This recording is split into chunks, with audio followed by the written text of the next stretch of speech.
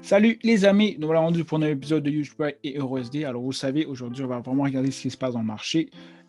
Si vous avez des problèmes pour faire vos analyses, vous êtes un peu perdu dans le marché pour EuroSD ou UGPRI, je vais vous aider justement et vous accompagner à mieux comprendre ce qui se passe dans le marché et à vous guider à avoir des bons take profits et ne pas avoir juste des stop loss. Mon nom est Sergio Guerrero, je suis le fondateur de Forex Vision à l'Académie. Je suis ici pour vous aider à comprendre le Forex et à devenir des meilleurs traders. C'est vraiment ça l'important. Si vous n'avez pas eu la chance encore de me donner un petit like ou de vous subscribe, guys. Vous savez quoi faire parce que je suis ici pour vous aider. Et en plus, tout ce contenu-là est gratos. Alors, prenez-le. Et bien sûr, avant d'aller plus loin, on va aller à l'introduction. Damn.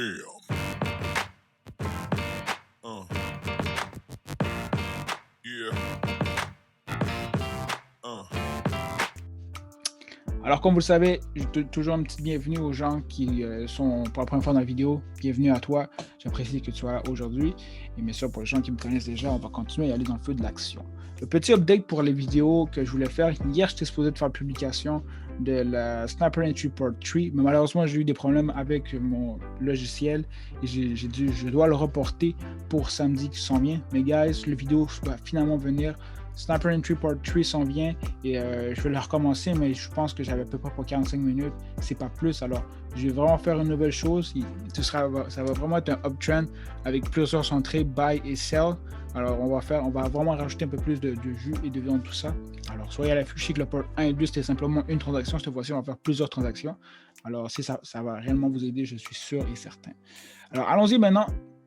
Dans ce qui se passe cette semaine, Forex Factory, site internet pour vous apprendre à savoir, à regarder justement les nouvelles. On regarde toujours les nouvelles le début de la semaine. Alors lundi, aujourd'hui, il n'y a pas grand-chose. Mardi, on voit qu'il y a une nouvelle à 10h AM. Alors prenez ça en note parce que si vous faites une transaction, ça se pourrait que ça bouge un peu, mais c'est orange. Par contre, c'est très important. Le mercredi, on a le pre-NFP. Alors à 8h15, il y a le pre-NFP, c'est-à-dire c'est comme un peu l'avant NFP. C'est pas le NFP, mais c'est vraiment lui un peu avant. Alors à 8h10, dans les alentours de 8h, faites attention. Il va y avoir encore du mouvement. 10h, un peu la même chose.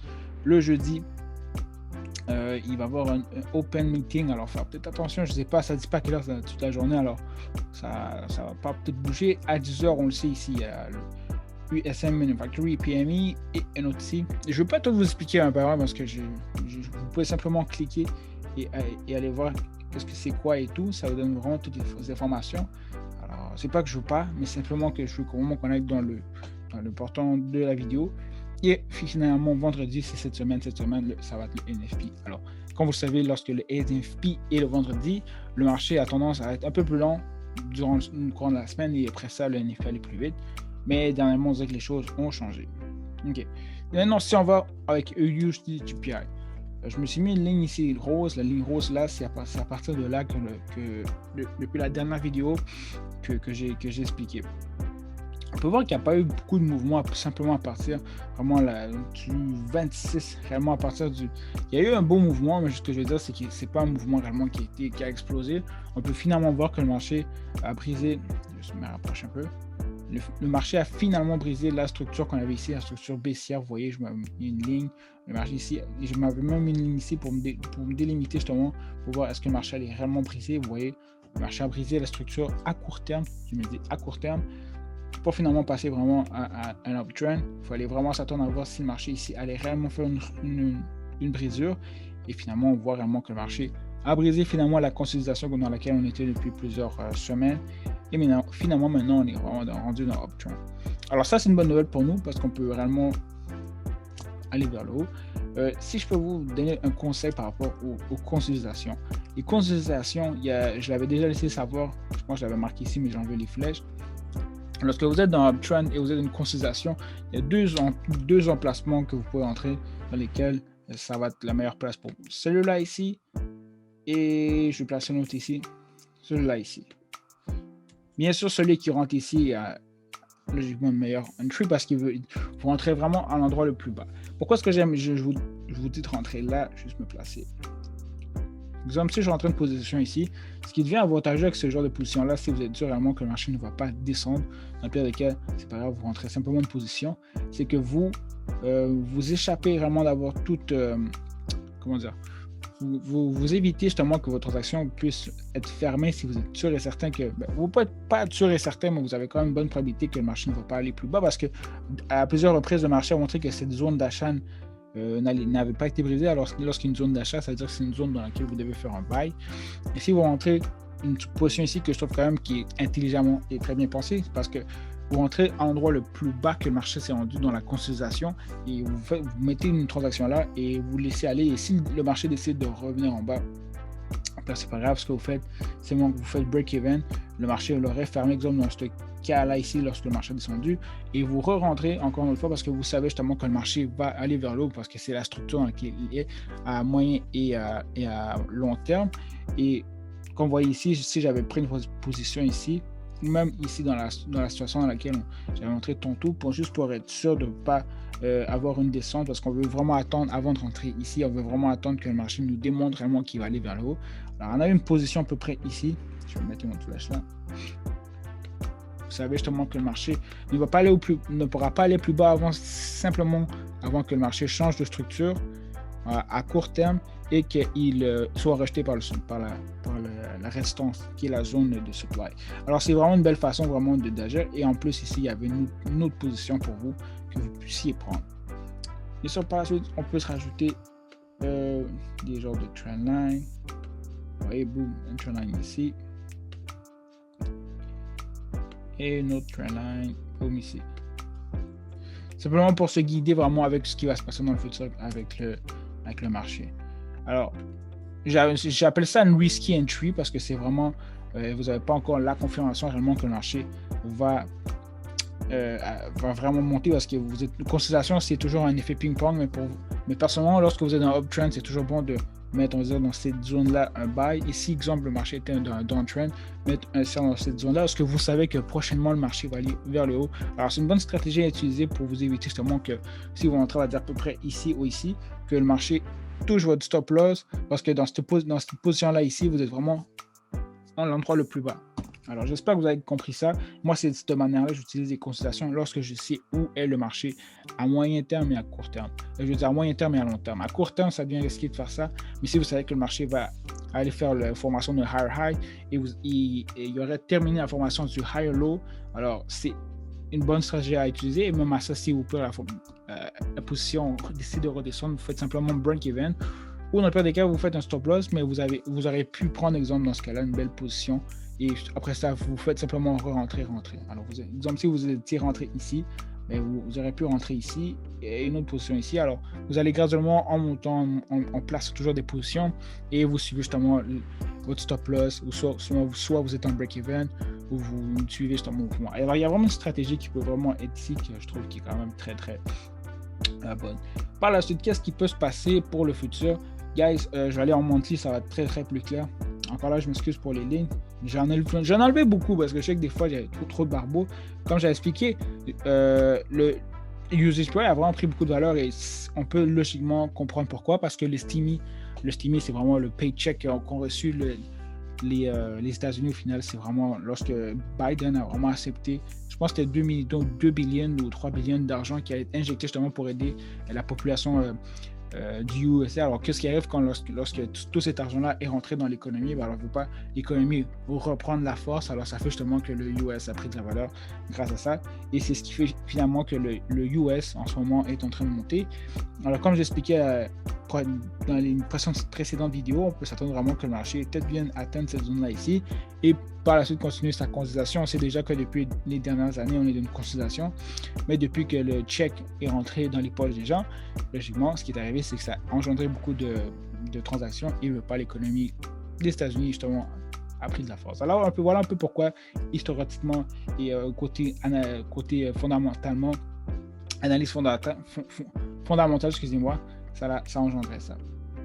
Qu'est-ce qu'on peut s'attendre pour le futur? Je vais juste vous placer, je sais qu'il n'y a pas tout le monde l'a vu, mais j'essaie toujours de le ramener, j'ai oublié cette chose-là. Le ABC pattern, vraiment, c'est, vous voyez ici, le AB, c'est l'extension. C'est-à-dire que ça, c'est vraiment le mouvement qui doit être complété. Si, exemple, on est dans uptrend, on sait que le marché doit monter, alors ça, c'est l'extension. Le BC va être la correction. Vous voyez ici, comme je l'ai expliqué, c'était ici la correction. Et logiquement, on doit s'attendre à que le marché aille faire justement la prochaine extension. J'ai juste peut-être pas mis vis-à-vis à peu près là. C'est ça, qu'on devrait s'attendre à peu près que le marché aille toucher à peu près le moins 67. C'est comme, parce qu'en général, l'extension précédente, le AB, doit être parallèle au CD. Alors, on peut s'attendre réellement que le marché aille atteindre le 61,80. Alors, on a deux take profit en ce moment. Le take profit numéro 1, je le marque ici, j'avais... Attendez. Take profit 1. Juste me mettre ça ici. Parce que j'avais enlevé ça. C'est important. Voilà ici. Boom. Fait take profit numéro 1, ce serait le moins 127. Alors, on peut voir réellement que le marché est en train de le compléter graduellement. Take profit 1, ici, boom. Je vais mettre ça en vert parce que j'aime qu'on change les couleurs. Et le take profit 2. C'est là. Je sais qu'il y a des gens des fois qui me disent hey, c'est quand tu vas donner des take profit? Ben voilà, j'en donne en ce moment. Alors, mais c'est comme je vous dis, je ne peux pas vous dire à quel moment entrer parce que c'est dur pour moi de vous donner une indication d'une entrée. Mais ça, en réel, c'est vraiment ce qui peut se passer. Si réellement le marché décide de continuer, mais voilà le take profit 3. Je ne serais pas surpris. Peut-être pas cette semaine pourrait, ça serait, si ça le fait, ok, tant mieux, mais on parle là, c'est vraiment ça, c'est vraiment des mouvements vraiment sur plusieurs semaines, c'est pas sur une semaine. Si ça le fait, tant mieux. On ne veut pas y aller NFP, mais ça me surprendrait que le marché fasse 500 pips dans l'espace d'une semaine. Ça, c'est vraiment quelque chose qui va se passer dans le lapsus de peut-être 2-3 semaines. On pourrait voir le marché vraiment continuer à faire ça, arriver ici. Il y aurait vraiment deux options arriver après ça. Là, le marché pourrait retracer pour aller faire son high low et par la suite pour aller faire justement son prochain take profit. Et après ça, ce serait à voir si le marché décide de tomber ou décide de briser la structure. Logiquement, ce serait le marché reprendrait une descente parce que veut pas le steamy, le check qui est arrivé n'est pas infini, alors ça s'arrêterait. Veut pas. On peut voir déjà qu'avec les analyses précédentes dans le passé, depuis les dernières années, cette résistance n'a jamais été brisée. Alors, c'est assez un peu ce qui pourrait se passer prochainement. Take profit 1, ce serait très logique que le marché le fasse. Alors, 1 et 2, ce serait où je me vois. Le 3, ça reste à voir, mais ça, en gros, c'est vraiment le futur mouvement qui va se produire pour UDHY. Alors, au moins, on sait qu'on est en train de faire à moyen terme la formation du higher high. Alors, ça, c'est le fun. Higher high veut dire quoi? C'est juste que vous faites des buy. Alors, en ce moment, ça devrait être la partie la plus fun parce que la formation du higher low, c'est toujours là où il y a une correction, c'est pas où le marché s'en va.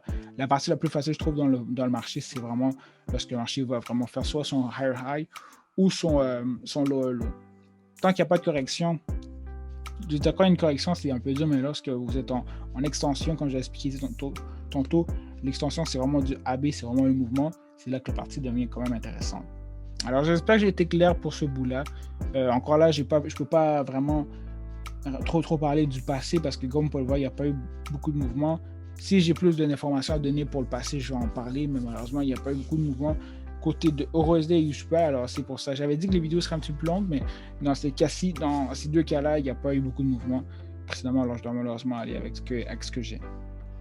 Pour EURUSD, je m'attendais que le marché aille jusqu'ici, comme j'avais expliqué dans les précédentes vidéos. Je m'attendais que le marché vienne d'ici et il tombe, mais encore là, c'est pour ça qu'on se place justement des zones de support, des zones de résistance, on se place des trendlines justement pour pouvoir voir que en début de semaine, le marché a vraiment eu un gap, le marché a remonté, le marché n'a pas eu, logiquement, le marché aurait dû justement continuer sa montée et aller vers le haut, mais on peut voir justement que le marché a perdu justement la force parce que, comme je l'ai expliqué, le US prend plus de valeur que je l'ai expliqué comme tantôt.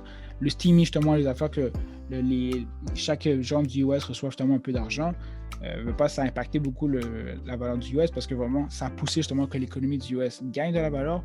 Alors qu'est-ce qui arrive dans le EURUSD? Ça veut dire que le EURUSD a perdu de la valeur sur le US. Alors je ne veux pas comme le US prendre la valeur, mais dans ce cas-ci, dans ce chart-là, c'est normal que le marché tombe en descendant. Et encore là, on peut faire une corrélation très bonne. Lorsque le marché ici, dans ce cas-là, monte, on doit logiquement s'attendre à que le marché ici descende. Bien sûr, la corrélation du EURUSD et USD est d'à peu près 75, 78, je ne me rappelle plus c'est combien. Il va arriver des fois dans lesquels les deux vont avoir un mouvement identique, mais ça va être vraiment le 22% qui n'est pas la corrélation complète. Alors, c'est tout à fait normal des fois que le mouvement n'est pas toujours exact, mais en général, à 70%, il faut vraiment voir que le marché, si lui s'en va vers le haut, lui, logiquement, s'en va vers le bas. Yeah. Alors, ouais. Par la suite, attendez. C'est pas ça que je vais faire. Je mets ici, on va aller sur le monthly. Qu'est-ce qu'on peut voir sur le monthly? On a un auto. Comme je l'ai dit, guys, je pense qu'il n'y a pas plus clair que ça. Le lower high a été vraiment formé et le lower low est en formation continue. Alors, on sait réellement que le marché est vers une descente. On est le quoi aujourd'hui? On est le 29 mars. Le 29 mars. Alors, dans 3 jours ou dans 2 jours, la chandelle va se terminer, va se fermer. Oui, c'est ça. Dans 2 jours et 6 heures, la chandelle va se fermer. Alors, c'est tout à fait logique et c'est vraiment clair que le marché va en descente. Je pense qu'il y a plus d'une fois ça nous l'a prouvé, mais cette chandelle-là ici a vraiment démontré vraiment sa descente, mais je pense que depuis très longtemps, on le savait. Si on va en weekly, on voit vraiment que le marché va graduellement en descente. Alors, on s'attendrait vraiment à voir que le marché va continuer sa descente vers le bas ici. Encore là, ça reste à voir, mais il y a des fortes chances que le marché fasse. Je veux pas, il y a une chose qui me dérange en ce moment, c'est vraiment le trendline ici. Le trendline ici est vraiment un signe de support. Alors, il faut vraiment voir que le marché, il faudrait vraiment s'attendre à voir si le marché va briser ce support-là. Alors, si le marché décide vraiment de continuer sa descente, le marché irait jusqu'au moins 67, moins 27, moins 61,80. Et le prochain, je vais juste me mettre ça ici. Et le prochain take profit serait vraiment à la prochaine résistance par ici. Là. Alors, il ne faut pas oublier qu'ici, le marché est vraiment sur un support en délit, un support quand même super important. Alors, je m'attends vraiment que le marché tombe personnellement. On pourrait voir comment le marché a pas réussi à monter. Mais encore là, on est sur un support. Alors, faire très attention. Attendez toujours les confirmations. Il y a pareil la possibilité que le marché décide d'aller vers le haut comme ça. Parce que même si celui-là est en train de monter, des fois, il fait des corrections. Et en faisant des corrections, ça fait que lui, il monte. Mais encore là, comme je le dis, plusieurs chandelles daily, le marché a déjà fait son mini correction. Alors, on serait supposé de le voir aller en descente. Mais encore là, faire attention, attendre les confirmations et après ça, ayez du fun. Alors, c'est ce qui va se produire pour les prochaines semaines. Comme je le dis, moi, je me vois plus en situation de sell. Parce que si on regarde le weekly, il y a plusieurs chandelles vraiment en descente. Mais encore là, comme je le dis, guys, on est vraiment pareil sur un support en daily. Alors, il faudra faire pareil attention d'attendre vraiment de voir si le marché va continuer sa descente ou si le marché a trouvé vraiment une zone de support dans laquelle il va rejeter, aller vers le haut et par la suite aller vers le bas. Alors, ouais, on le voit en ce moment-là. Donc, vraiment que le marché, boum, a créé, il y a vraiment une genre de résistance. Je veux dire, un genre de. Ouais, le support, le marché est vraiment sur le support. Il n'est pas capable encore de briser. Et il faudra juste voir si prochainement le marché va décider de rester comme ça et après ça, boum, tomber ou sinon d'aller vers le haut. Mais ça, c'est là qu'on va le voir. Mais moi, ce qui est intéressant à voir, c'est que moi, le marché à court terme, à moyen terme et à long terme sont en sell. Alors, il faut logiquement se dire, tant si longtemps que le marché n'a pas, exemple, passé cette structure-là. Oups, c'est pas ça que je voulais faire. Ouais, ok. Tant si longtemps que le marché n'a pas brisé la structure, vraiment,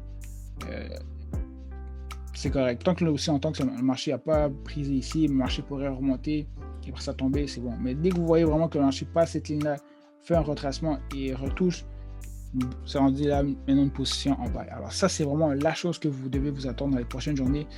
Qu'est-ce que le marché va faire ici pour vraiment avoir une idée du prochain mouvement et de votre prochaine transaction. Tant sur le temps que le marché n'a pas fait ça, attendez, guys.